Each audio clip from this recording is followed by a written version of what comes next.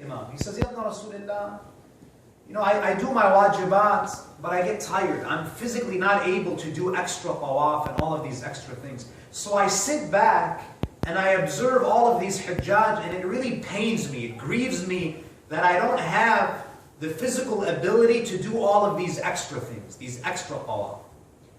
So Imam tells him, he says, Ya Ziyad la alik. Oh Ziyad, don't worry about that. فَإِنَّ الْمُؤْمِنِ إذا خرج من بيته يؤم الحج لا يزال في الطواف والسعي حتى يرجع.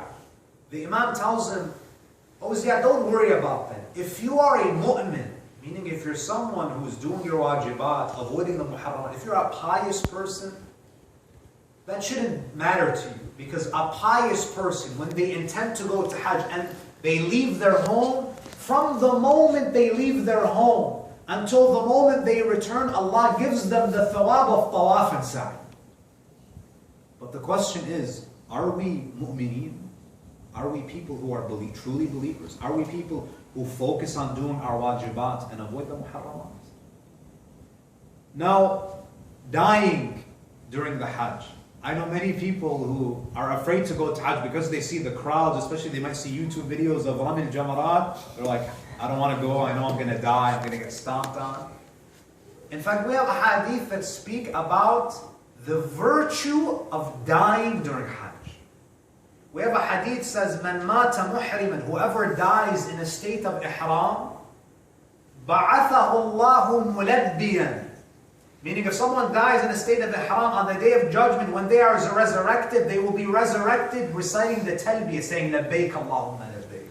And do you think Allah is going to punish someone who comes out of their grave saying, Labbaik Allahumma labbaik?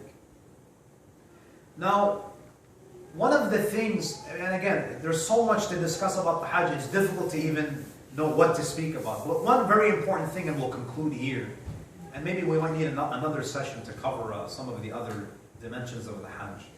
When you put on the ihram, one of the things that is obligatory is for you to recite the talbiyah, Labbaik Allahumma labbaik. And labbaik is basically saying, I'm coming, O Allah, I'm answering your call.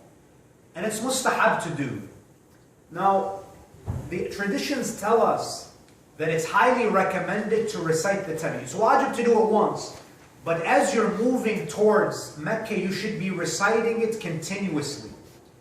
And you need to really be thinking about what you're saying. Unfortunately, most times, when we recite our prayers, we're just doing lip service. When we recite Quran, it's lip service. When you do the talbiyah, at least really ponder over what you're saying. It's a very important moment. In fact, we have a hadith from Malik ibn Anas. Malik ibn Anas, he's the head of the Maliki school of thought. He was also a student of the 6th Imam. He reports the following incident. He says, Hajjajtu ma'a as-Sadiq alayhi salam. I was doing Hajj one year with Imam as-Sadiq alayhi salam. فَلَمَّا اسْتَوَتْ بِهِ رَاحِلَةُ عِنْدَ الْإِحْرَامِ. When we were at the miqat, and when we put on the ihram, I looked at the Imam. I started to do the talbiyah, Labbaik Allahumma labbaik. And I looked at the Imam. كُلَّمَا هَمَّ بِالتَّلْبِيَةِ انْقَطَعَ الصَّوْتُ فِي حَلْقِ. I was looking at the Imam, and I saw that the Imam was trying to recite the talbiyah, but he wasn't able to. He would try to recite it, and he would get choked up. So I look at the Imam, Malik ibn Anas says, and he says the Imam almost fell unconscious. His face changed color, and the Imam was having trouble saying the talbiyah. He was getting choked up.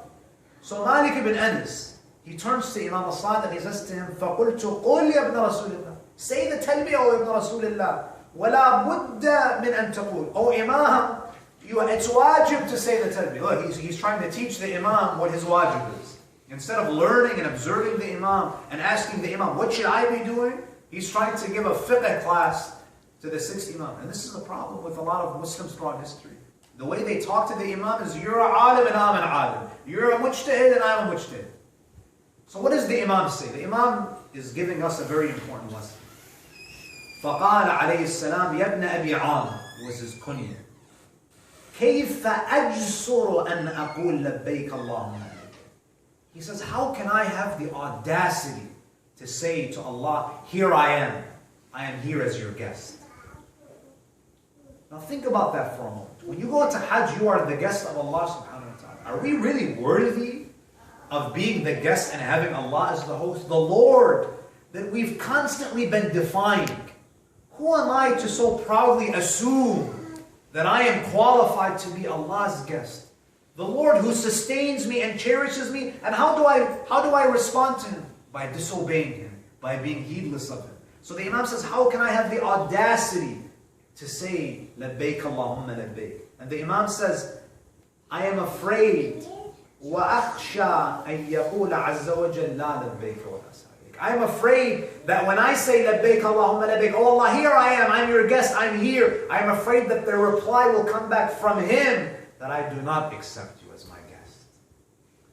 If the Imam alayhi salam is overcome with emotion when he's doing the talbiyah, it has to make us think about our relationship with Allah. We need to reassess our relationship with Allah subhanahu wa ta'ala. And to conclude, one of the most important things of Hajj is also to connect with the family of the Prophet, with the Holy Prophet himself. In fact, we have ahadith that tell us, the Prophet says, Man hajj al-bayt, whoever performs Hajj and does not visit me, such a person has disrespected me. You know, the Hajj, all of these things, the reason why they have value, the reason why you know how to do Hajj is because of the Holy Prophet and his family. So out of respect for them, you have to go visit them. In fact, the sixth Imam, he says, إِذَا حَجَّ أَحَدُكُمْ, if one of you performs Hajj, فَلْيَخْتِمْ حَجَّهُ بِزِيَارَتِنَا. When you go to perform Hajj, conclude your Hajj by visiting us, the Ahlul Bayt. لأن ذلك من تمام الحج, because doing such is the completion and the perfection of Hajj, because it was Al Muhammad who taught us the rules of the Hajj. If it wasn't for them, we would go there completely clueless about what to do, because when you open up the Quran, Allah just says perform the Hajj. He doesn't really tell us how to perform the Hajj, and Allah does that intentionally because He wants to force us to go to the Holy Prophet and his infallible family. وصلى الله على سيدنا ونبينا محمد وعلى أهل بيته الطيبين الطاهرين. اللهم صل على محمد وآله